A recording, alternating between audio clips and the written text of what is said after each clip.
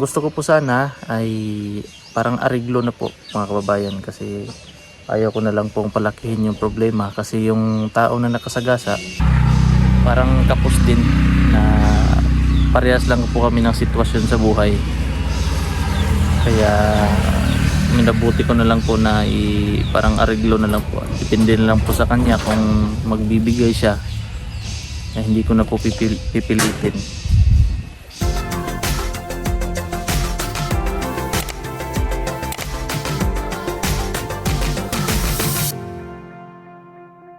At good afternoon pa rin po sa inyong lahat mga kababayan. Nandito po ako ngayon sa bahay, dito po sa bukid kina mama. At may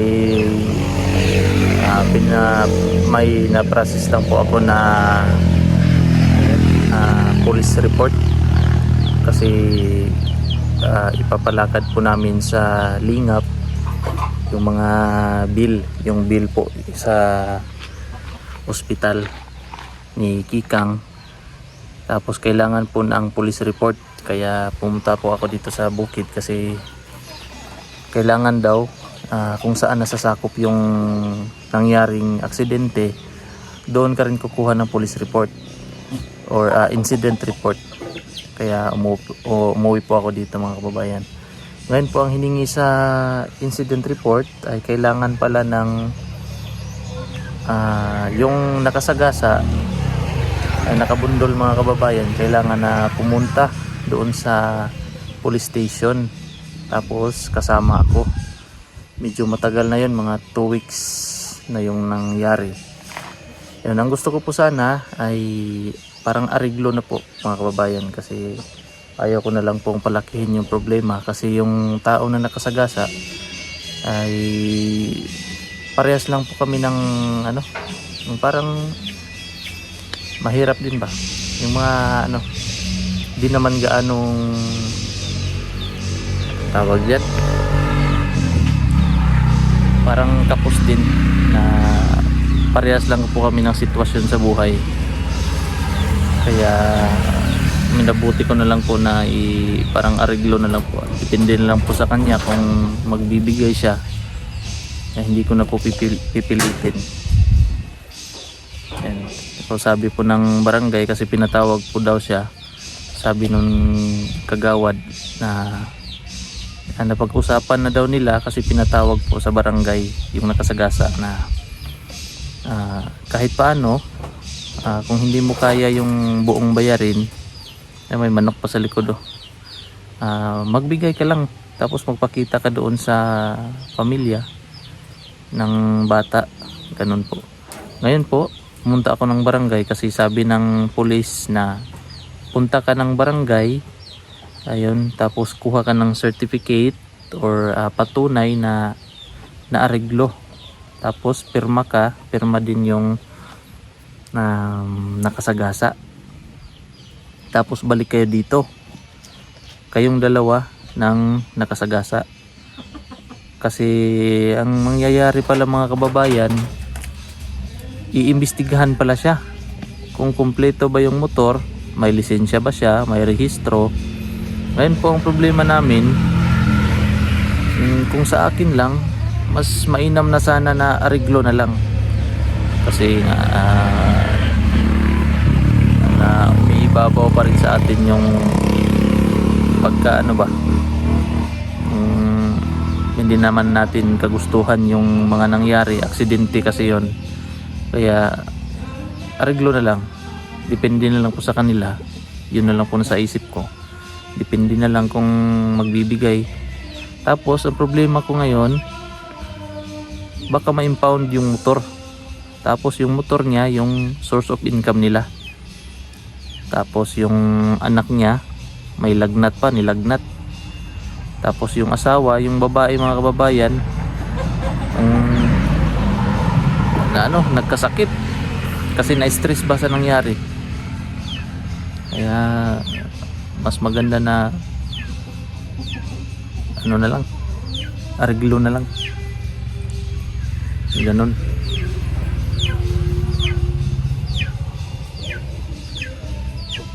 Tapos ngayon mga kababayan, sabi naman ng barangay kagawad namin na ganito na lang gawin nyo, ganito ang gawin natin. Pag may final billing na kayo sa hospital, na i-chat mo na lang ako kasi sabi ni Kapitan na magpapadala siya ng mga barangay kagawad doon mga kababayan. Maraming salamat po pala sa aming barangay kapitan, si Captain Glenn Escovilla, at sa kanyang mga barangay kagawad, si Miss Aiko Moranta, at sa lahat po ng mga barangay kagawad. Hindi ko na po ma-mention lahat kasi hindi ko masyadong kilala, hindi ko masyadong alam. Kilala ko yung muka pero hindi ko kilala yung mga pangalan, pasensya na. Shoutout sa inyong mga kabutihan, sa lahat ng mga kagawad at kay barangay captain. Sa lahat po pala mga kababayan, sa inyong lahat po pala ng mga prayer warriors na hindi po kami iniwan sa pagpipray, at sa lahat po ng nagbigay ng tulong pinansyal. Maraming salamat po sa inyong lahat. At babalik din po kami kaagad ngayon mga kababayan kasi yung asawa ko doon walang kasama, magbabantay kay Kikang. Hinihintay ko lang po yung niluto ni mama na ulam para sa hapunan mamaya. At tingnan natin kung ano yung niluto ni mama. Gulay yata tsaka yung daing. Tingnan natin kung anong niluto ni mama. Baka babaonin namin ito mga kababayan sa hospital. Thank you mother sa pabaon mo. Anak. Ito mga kababayan, masarap na daing. Ikaw bahala. Dalawa lang naman kami. Ay, kung kaya nyo. Siguro yan lang sigurong ano, Hindi na lang. hiwa. Ano sa din naman? Manok. Manok? Oo. Ano sa na pagluto? Sama na. Dubo? Dubo ka? Dubo no? Oo, dubo na lang. Dadali mo? Oo. Kamang ko ikikuha na ang gulay. Kamang pinakbit. Ito po mga kababayan, may pinakbit pa. Pakbit. Wala nang sahog to. Diretso na gulay para mas healthy. Kasi kumakain si Kikang ng ganitong gulay. Itong pakbit. Dadalhin namin. Nagkuha na ka ni Ma? Kuha ni Ma? Thank you sa ating pinakamagandang mother. Ay, thank you very much. Ang ganda pa na. Pumunta po siya kahapon mga kababayan sa hospital. Kaso hindi pinapasok kasi hindi visiting hour. Tapos kaya sinabi ko sa nurse na kung pwede saglit lang. Tapos tinanong yung edad niya. Bawal pala ang senior citizen sa ICU kasi daw mas mabilis madapuan ang sakit. Kaya hindi nakaakyat, umuwi na lang sila. Ito po mga kababayan, baonin namin ni Justin kasi kasama si Justin palagi doon sa, pero hindi siya nakakaakyat, doon lang sa labas kasama ko matulog sa upuan. Sabi niya sakit na ng likod ko, kakahiga daw doon sa upuan, lubak-lubak daw mga kababayan. Tapos yung manok Justin manok mga kababayan, gagawing adobo.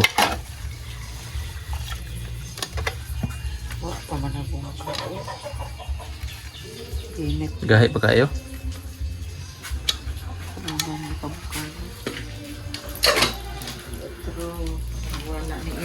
Ang pinaka-supportive na mother. Adobo. Luto siya ng adobong manok. Para kay ano to? Para kay Mrs. Kasi salitan lang kami doon sa pagbabantay mga kababayan. Pag ako ang kakain, siya ang magbabantay. Ako naman ang magbabantay, siya naman ang kakain. Kaya minsan hindi na siya kumakain. Doon na lang sa tinapay.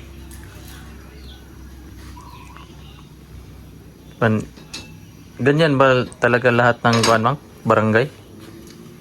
Mga kagawad, may pinapadalang kagawad sa ospital? Hindi siguro. Depende sa barangay, no? Kapitan? Hindi siguro. O manahin mga kaila, manggod na sila. Sila ilado yan yung mga kagawad sa barangay, no? Kaya kung kapitan po, ilado kayo. Oh. Kuan. Kagawad pa rin ko para masiro-siro. Para? Parang zero-zero. Para masisiro yung bayarin. Nama ko sa mga kailagot. Yung napoy na-assign sa kanang sa health. Assign sila, no? Assign ba yung mga kagawad. Iba sa health, iba sa agriculture, Sa iba sa mga cleaning, no? siguro. Paglilinis. Shout out pala sa ating mga barangay officers sa Migkawayan. Thank you po sa inyong lahat. Kasi napakabait po ng aming kapitan, mga kababayan. Siya na po mismo nagsabi na papadalhan kami ng mga kagawad doon para mag-process. Para po yung tulad nung kay Bungo. Lingap. Ano sa'yo nagabunggo ma? Iba din yung lingap, no? Iba din yung asap. Ay, asa? Iba din yung sa lingap. Iba din yung sa... So, ba ito isa, mang? Lingap man ito kung ikuan. DSWD. Lahat po. Sa social welfare, sa... kay pulong, kay... ano pa? Sa lahat po na pwedeng malapitan, mga kababayan. Sabi ng kagawad namin kanina, sila na daw ang bahala na mag-asikaso para daw maka-less sa mga bayarin or pwede daw ma-zero. Ha? Yan, thank you pala kay Captain Glenn Escobilla sa aming pinakamabait na kapitan, mga kababayan. Yan, nagbigay po siya ng pera noong second day nang nalaman niya po na ganun ang nangyari. Tapos yun po, may kagawad siya na ipapadala para mag-process. Thank you po. Sa lahat po pala ng nag-pray, thank you po sa inyong lahat. Hindi ko po kayo makakalimutan. Walang sawa po ako magpapasalamat sa inyo, mga kababayan. Hanggang dito na lang po muna, mga kababayan, ng ating video sa araw po na ito kasi babalik pa po kami ni Justin ng ospital. Thank you po sa inyong lahat, mga kababayan, sa patuloy na pag-pray para sa aking anak na si Kikang na maging magaling na po siya. Thank you po sa inyong lahat. God bless po sa inyong lahat, mga kababayan. Ingat po.